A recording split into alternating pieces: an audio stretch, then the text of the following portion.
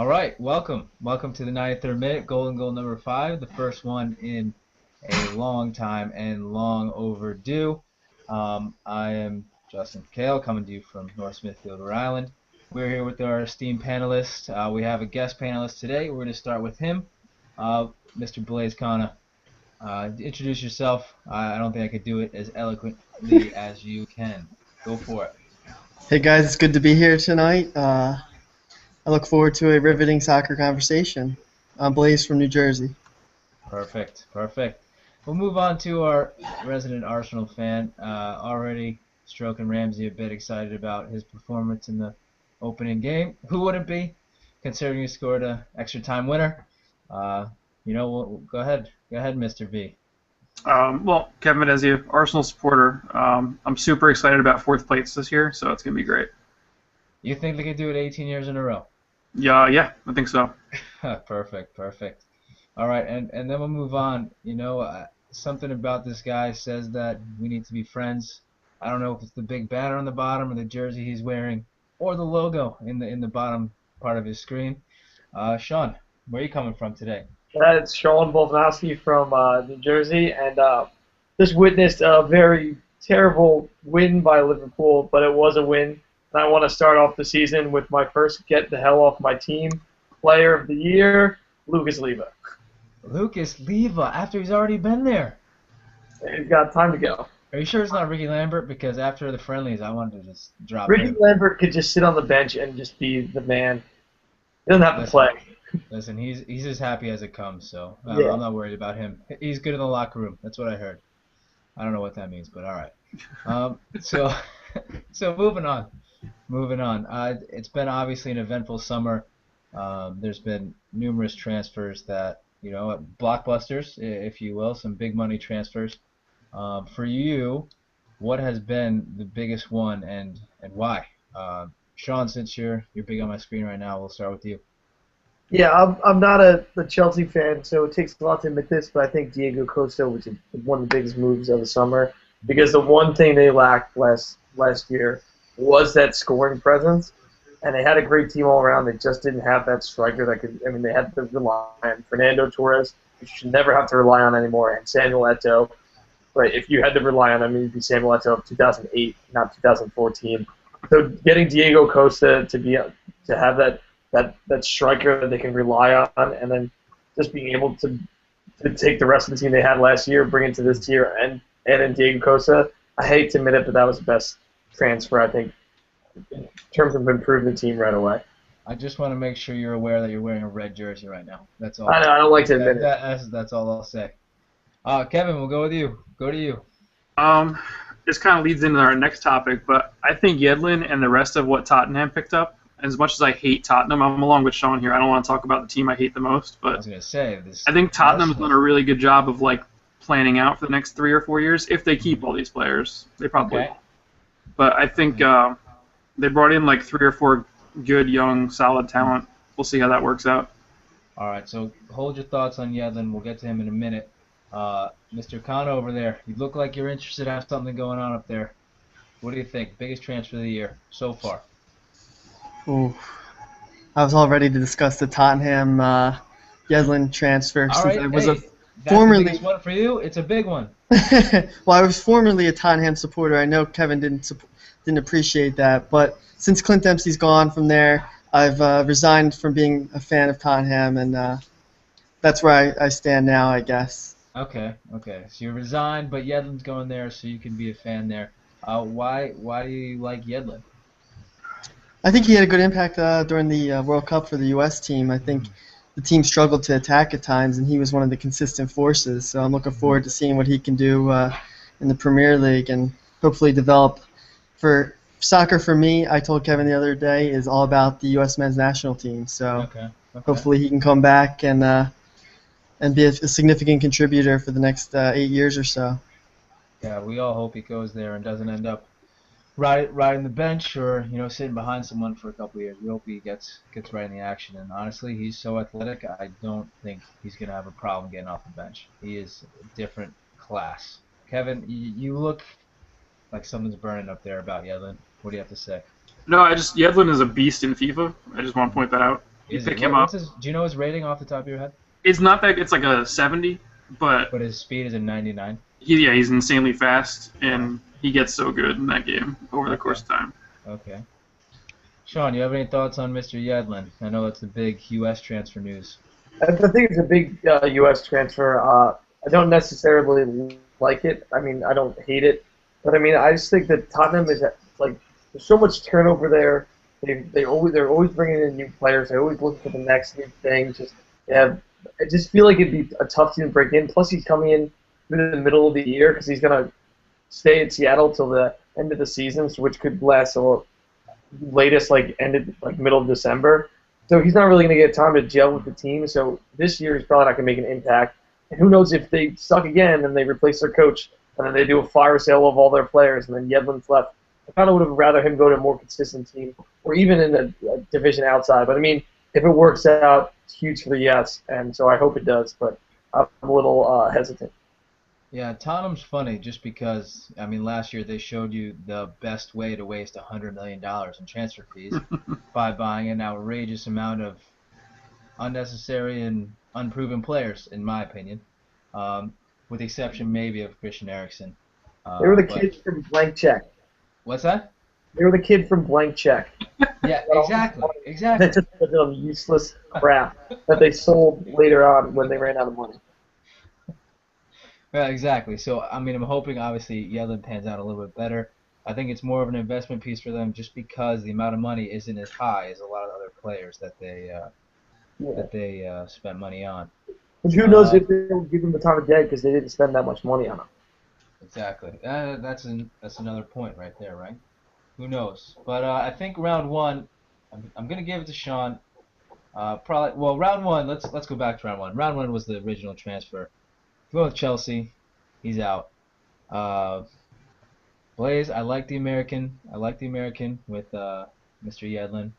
But I'm going to Kev. I'm going to give it to you. You know, for first time ever, I think you're getting the first point of the day. Is that true, or is that not true? I don't know.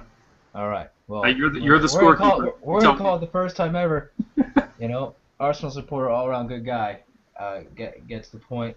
Round two is definitely going to Sean, without question. Anyone who can find a way to put blank check into a soccer conversation is, in my mind, you know, involved in this. Yeah, that was pretty good. I'll give him So that. it was pretty good, and I think we all can, you know, agree on that. That it wasn't bad. It wasn't bad, and we're excited about it. So moving on, we covered Yedlin, biggest transfer.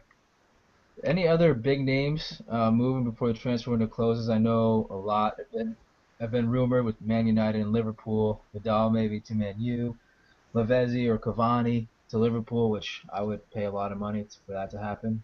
So all of my money, about $5, would be great. What do you guys think? Who's?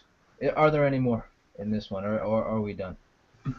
Uh, Sean, start with you. Yeah, I'm hoping so because as you can tell from the crest on my chest, that I really want Liverpool to get one more impact player, preferably a striker, and I'm thinking that Radamel Falcao. There's rumors that Real Madrid can't get him this year, but they still want him, and AS Monaco wants him off their books, so they're loaning him out to a team for a year, either Juventus or Liverpool, and then you have to pay his wages, and then he'll go to Real Madrid next year. It's not the ideal situation. You'd rather have the best player for more than just a year, but it's a good quick fix. It's better than Samuel Eto'o, which they're tossing around, or Wilfred Brahmi. So I think it'd be a good move, and I think it's going to happen. Is that he definitely wants to leave. If you get that player off your books, appease him, and he knows he's going to Real Madrid. I think it will all work out for everybody, and then Liverpool can get another player next year. All right, thanks. Uh, Kevin, what do you think? I'd love to see Arsenal make another move and pick up Khedira, but I think that's probably dead. I think if Man United has another crappy weekend, we'll see them get rid of some more people that Van Gaal is just tired of. I might force that along before he waits till the winter. I don't know that they'll bring anybody in though, because I just don't know who wants to go there right now. He might bring in. I heard Dirk Kuyt would be a big pickup. I think for Man U. I don't know if that's a big No, pickup that's not a big to No, be honest. I don't think it's a big pickup, but I think it's a big move for Man U to bring in Yeah. somebody like that. Because Yeah, how yeah. many more Dutch is he gonna try to like pull into that team? You know what I mean? And Yeah. if Kite goes, he's got Van Persie and Kite there, and he might just start pulling more people in for the winter. It's So, too bad that Minogue's not here, so we can rag on him a little bit for his United love. oh Um, yeah, that'd be I think, fantastic. I mean, obviously they played a different way. Like it was exciting to watch the way they played. It wasn't the same old boys sit back, relax, whatever. No real direction. Like they were exact, exact. So maybe they'll get better, but I think they need to get someone for sure. But Kadira for me, Kadira would be a big one if Arsenal could pull that off. Blaze, who do you have? I have Di Maria getting transferred somewhere in the Premier League. I'm not sure I which, love but it. I I think love it. you see Real Madrid do this every year after they have a big transfer. They have to sell someone Mhm. to cover some of the costs there. So I think he might go. I'm not too sure where. All right. Do you think he is worth? I was reading today a $100 million price tag. I saw that. Was that because he was packaged with a few other guys, or was that 100 just for himself? Because that's too much for him. It's just for him, and I agree. It's insane amount of money. They just want him gone for whatever reason. He had the best year of his life last year, and they're trying to get rid of this guy. He's It's a little bit crazy. getting squeezed Sean, out. yeah, Sean, you're shaking your head. What you Yes. have a comment? I see it. Real Madrid next to shiny thing. He's the MVP of the Champions League final. He had an amazing World Cup. If he was there, if he didn't get injured, he would have helped Argentina maybe upset Germany. I'm not saying they would have. I think he's vastly underrated. But I don't think 100 million is not. I don't think any player's worth that. But he is very, very good. He can change any team he goes to. Yeah, Di Maria is so interesting because he can play out wide, he can play underneath. He's got all these options to him. But is he worth $100 million for anyone? It's tough in the Prem though because Over wingbacks do so well. You know, for United? For I don't know. United? Yeah, right. Like it's crazy. I don't know, but Blaze, love the answer. Di Maria, that's where my head was at the whole time. I was waiting for someone to bring it up. And you're getting the point that round. So we're tied at one. Put your cool glasses on. Keep them on. You deserve the point. You Awesome. deserve you deserve the point. All right. And just to go on from here, I know you guys follow the Premier League. I know you guys had the opportunity to watch a few games this weekend. We're just gonna go around. You have 23 seconds each. Give your first takeaway from the weekend. That's it. First takeaway. What was your favorite, worst part? But you have obviously a short amount of time, so figure it out. All right. We start with Sean every time, so let's just keep it going. Crystal Palace losing Tony Pulis right before the game and playing the way they did, very compact, great job. And then Liverpool, they had terrible formation. I don't know what they were doing. They played boring. I hope they can fix that before Man City because they will get blown out of the water when they play Man City if they played like last weekend. All right. Kev. Um, Arsenal had a good last-minute win. I think Liverpool underperformed a little bit, but I don't think they're going to play like that all season. I'm happy as hell that Man United lost because I think that's just fantastic. I love seeing Van Gaal really, really sad. And I think, I don't know, that's all I got. That's all you got. All right. Perfect timing anyway. Well done. Blaze. Man U's in trouble, and something a lot deeper than just Van Gaal can fix himself. So I think they have a lot of work to do, and it's about time that they're not the focus of the league. Okay. All right. Yeah, I think I think it was. Crystal Palace was pretty impressive considering they lost their manager that close to the start of the season. It's a little bit ridiculous the way it all went down, especially from a guy like Tony Pulis, where you don't really expect that. And Liverpool, to be honest, looked average at best and got lucky to get a win. I don't know if Sturge is the answer. Does anyone think he's the answer? Yeah, I don't think he's the answer alone. They need to. He can say he's the lone striker, but they need to bring more weapons around him, just an attacking midfield. Maybe Markovic can do something. They need some more creative sparks in there. Okay. Okay. So, Sean, I touched on your point a few times. I think I'm gonna have to give you a point there. I like Pulis. I like that call. I wasn't even thinking it, so well done. Well done. Playing to the manager card. All right. So I know this is early, first weekend. Who will win the Premiership's Golden Boot? Who will be the top scorer in the league this year? We had a few goal scorers. Obviously, Diego Costa. Sturridge got one. Um, who else? Who else were your goal scorers Let's this not year? give Costa too much credit. Did we see the goal that he scored? It was a FIFA rebound off the post right to him. I mean, Speaking of Where's good goals, Pop? though, Sherrill's goal. Did anyone see that goal? Yeah. yeah, yeah. I had some good Oh, fantasy points off of that goal. yeah. Well, back to a point that I wanted to make like an hour ago. Um, the biggest player to come in the Premier League this year is also on Chelsea, but it's Cesc Fabregas. He was unbelievable today. His ability to create and find space like no one really in the Premier League does was outrageous. And that ball to Sherrill is a prime example of that. His first time into It the was box, also like perfect. Burnley. It was Burnley. It was Burnley. I Yeah. can't hear you. It's Oriole. it's the Premier League. It doesn't matter. But they were not. All right, fine. He has a point. It was Burnley. It was like a walk in the park for this guy, but still, I think he's gonna have a great year. He did lead La Liga in assists last year, or he had 14 assists, sorry, in the league last year. Um, all right, so who's back to the original point? Who gets the Golden Boot? Kev, let's go.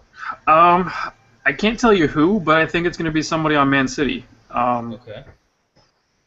Man City and Liverpool, if I'm correct, scored the most goals last year. They each put up like 100. Yeah, City Um, had the most, I think, in and I Liverpool. don't, yeah, I don't see Liverpool scoring that many without Suarez. I just don't see Mm-hmm. it happening.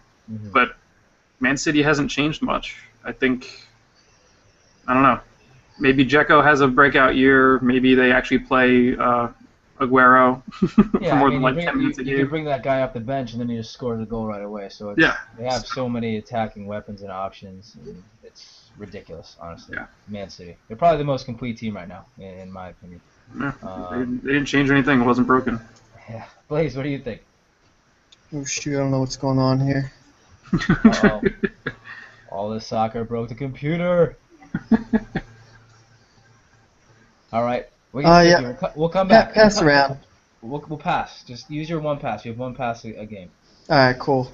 All right, Sean, what do you got?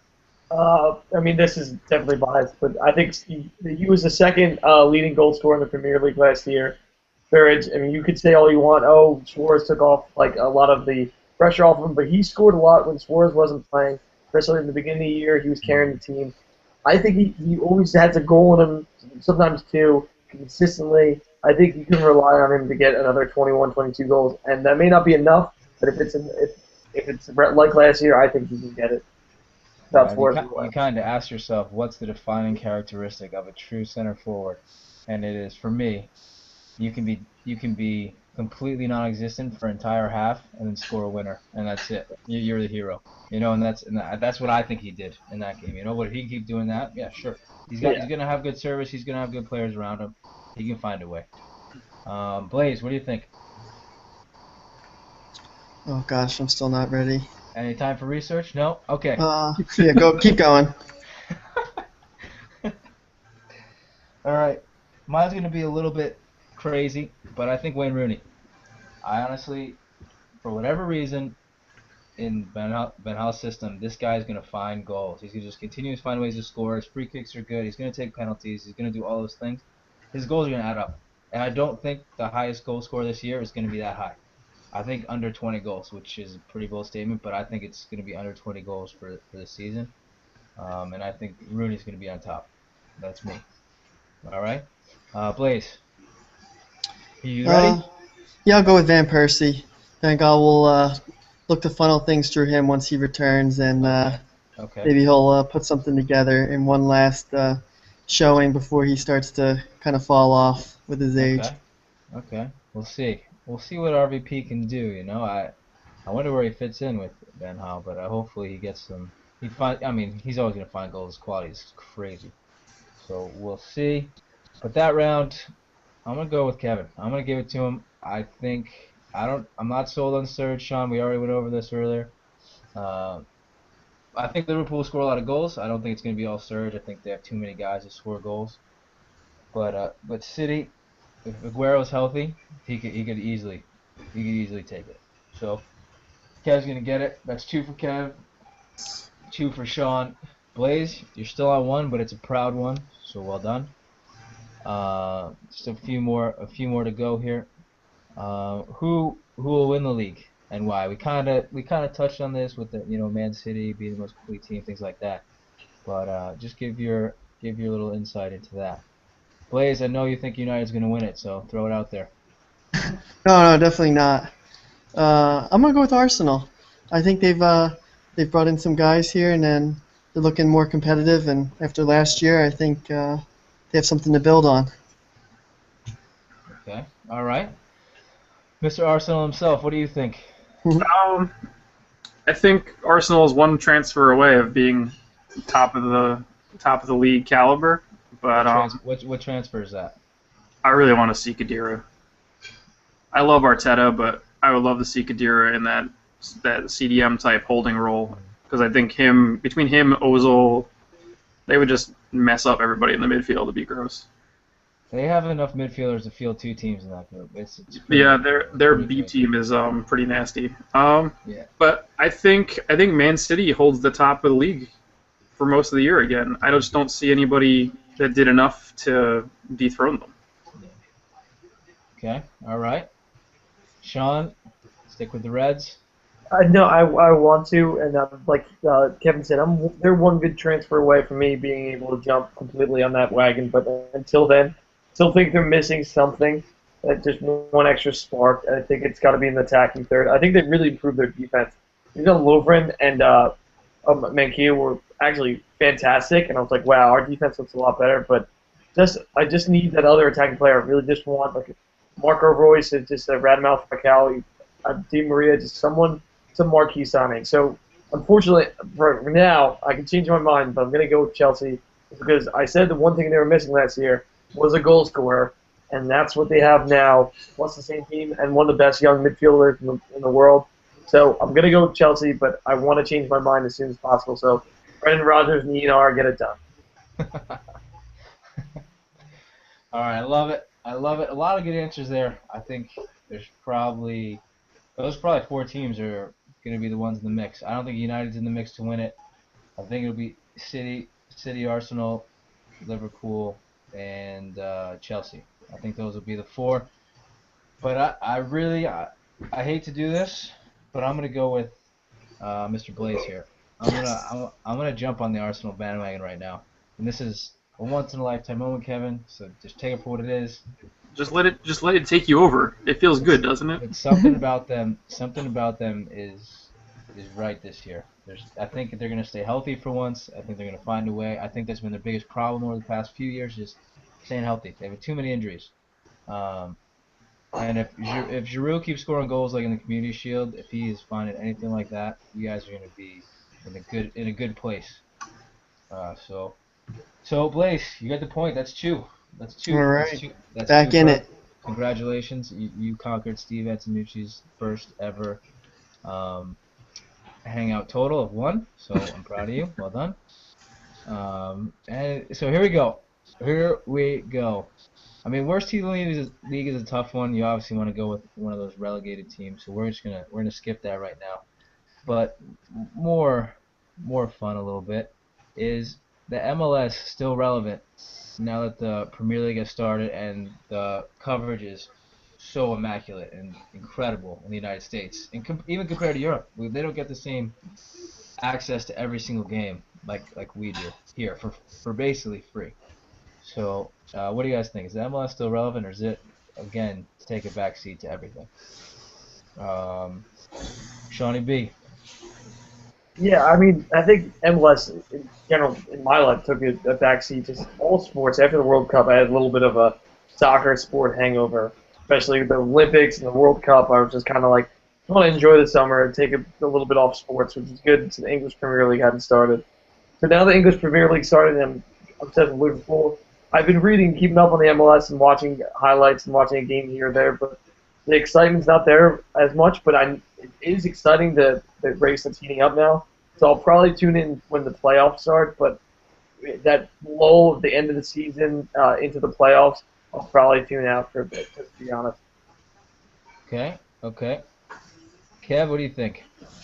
I think it's still relevant. I mean, if you look at the caliber of players that keeps transferring to MLS every year, even though they're finishing out their careers, I mean, they're still solid players. And if the league sucked and wasn't really relevant, then they wouldn't be coming here. I wish that they would switch and match the rest of the world's schedule and not play all through the summer. I think if they want to make the next step, that's where they got to go. Okay. But, Okay. you know, I mean, if you're a major team outside the rest of the world, why wouldn't you follow Man City's lead and figure out how they just screwed financial fair play to be able to sign Lampard from their own team? I know. Unbelievable. Unbelievable. That seems a little. Let's sign him in the U.S. and loan him back to ourselves. I mean, yeah, let's go start a team. We'll sign him over there for some crazy fee that we pay ourselves to loan him out. I mean, It's perfect. like, It's a win-win. It's a win-win for everyone right there. yeah, I guess. Blaze, what about you? Wait, first of all, Blaze, who do you follow anyone in the MLS? I follow the Sounders in the Union. I'm a Clint Okay. Dempsey fan, so Okay. and I think it has lost a little bit of relevance with the Premier League starting and all the other leagues coming up. But with all the hype this summer with the soccer team, the U.S. men's team, and the guys returning home, I think it to the casual fan it will still maintain its appeal Okay. going forward. Okay. Yeah, I think the MLS has a lot of work to do in the eyes of just the United States supporters. I don't know fully what it is. I don't know if it's just because the teams, it's really difficult to integrate an entire country. It's so huge.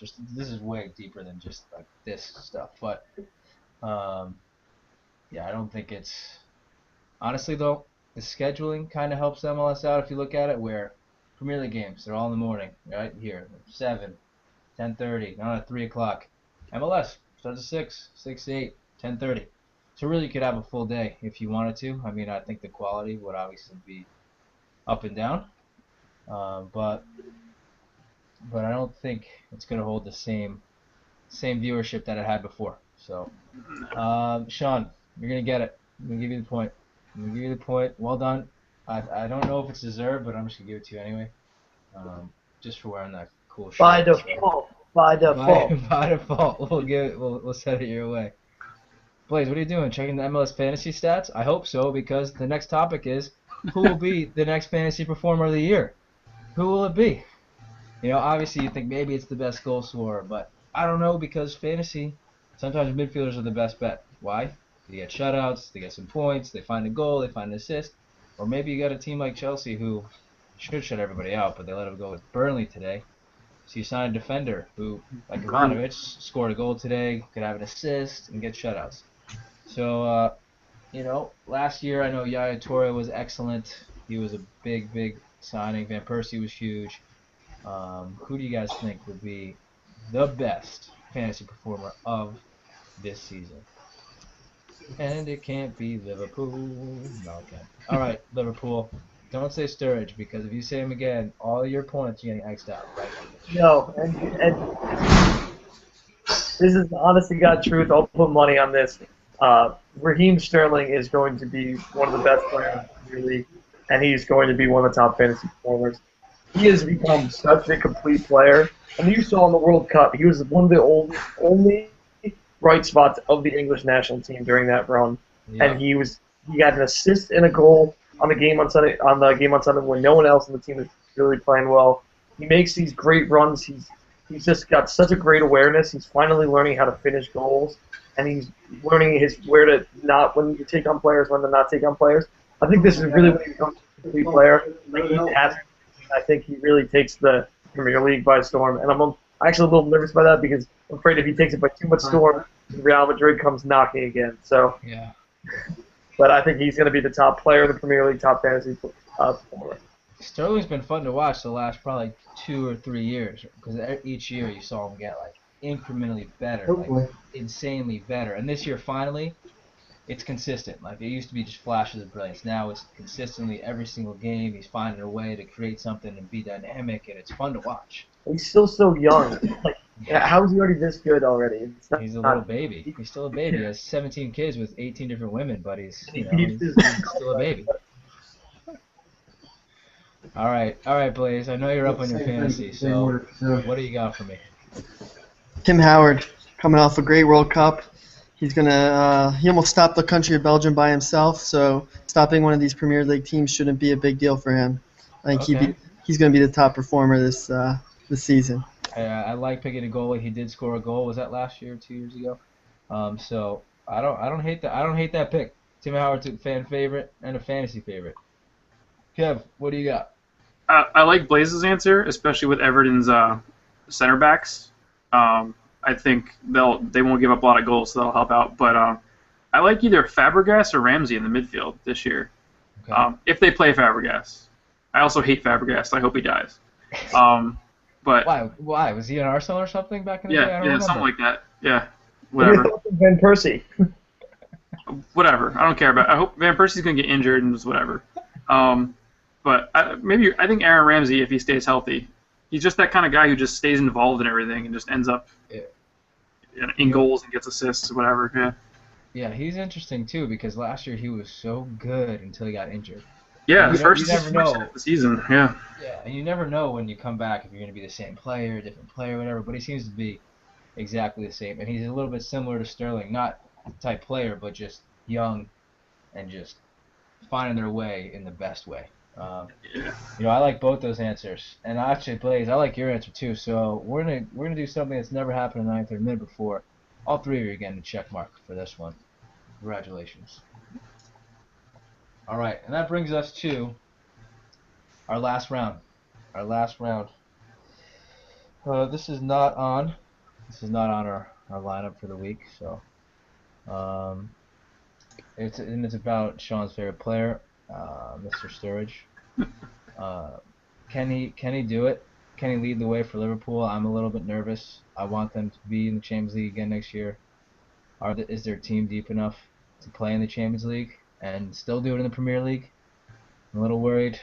Blaze, let's start with you. I know you got interest. Let's do it. I don't have much to say on this topic. I apologize. No, It I looks like I'm going to have to give up the point. I appreciate the honesty. Kev, So, are we really just saying can Liverpool make it to Champions League? Is that the question? Is? no, it's more like can Sturridge actually lead the way for Liverpool? 'Cause I'm not. Can he carry Liverpool and Yeah, I'm not replace what they convinced. lost in Suarez? No, no one can do that. There's no one in the world who can Um, do that. I think he can. I just don't think he can do it for the whole season. Okay. I think they're going to burn out. I think you're going to see with Liverpool what happened with Giroud last year for Arsenal, where there's too much on him to produce, and he just can't. There's just Okay.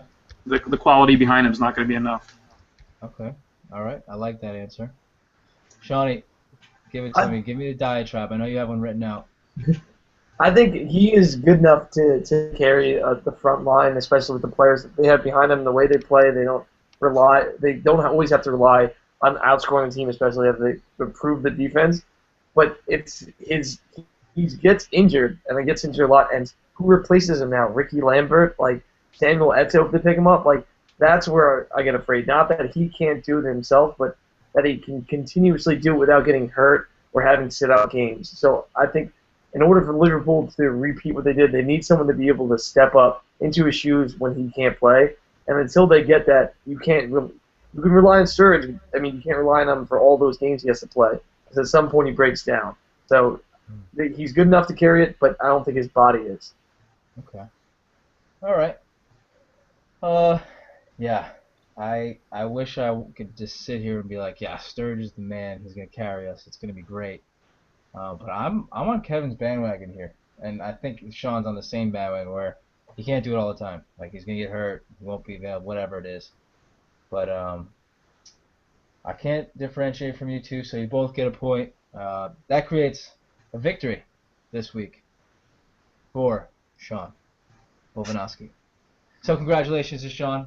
You're the winner. Golden goal number 5. First one in 2 months. But this time we're going to do a little different because we have a guest panelist. We're going to give him an opportunity to talk about his experience and just say whatever he wants about soccer. We're going to give him 1 minute.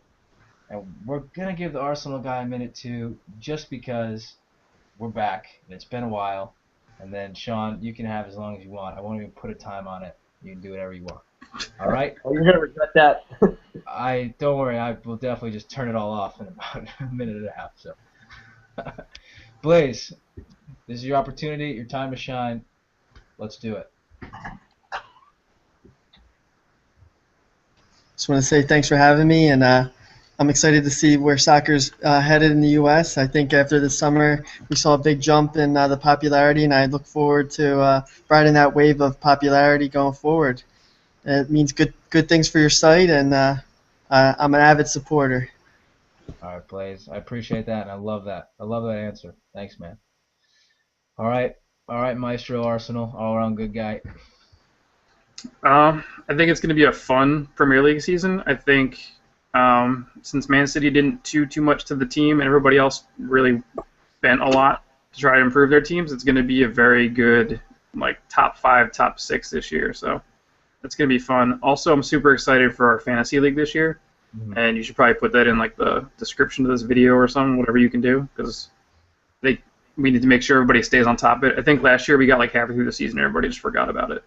That's the thing with the Premier League season. It's 10 months long, so It you goes on forever.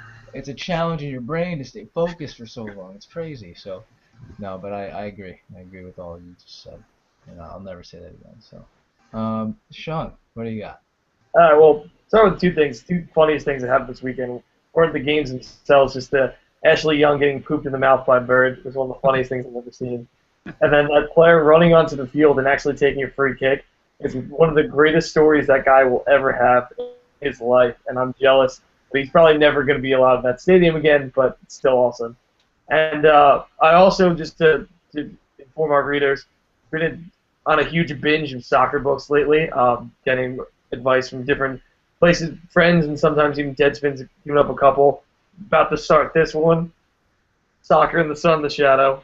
Read some excerpts of it. It was awesome. Just finished Damned United, which, if anyone wants a really good book, fantastic, about Brian Clough, who manages Leeds United, went in 44 days. But it's an awesome book, so I recommend that. And and after this one, I Am Zlatan's next, which I've heard great things about.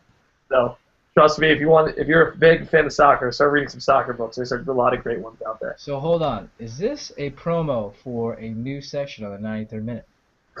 I consider it. I mean, I have like 15 I read, so I mean, I have enough to write a book review. It looks like it's happening. Looks like it's happening. I'm gonna put some. I'll put one or two in there too. I read once in my life, so we can do it. We can definitely do that. All right, but thanks guys. We obviously appreciate you being here. I've had a great time. I hope you guys did as well. You know, enjoy the weekend's festivities, enjoy the games, and obviously go Reds. All right. Until that, I'm Justin Kill, the 93rd minute, and that's our cast. Good night.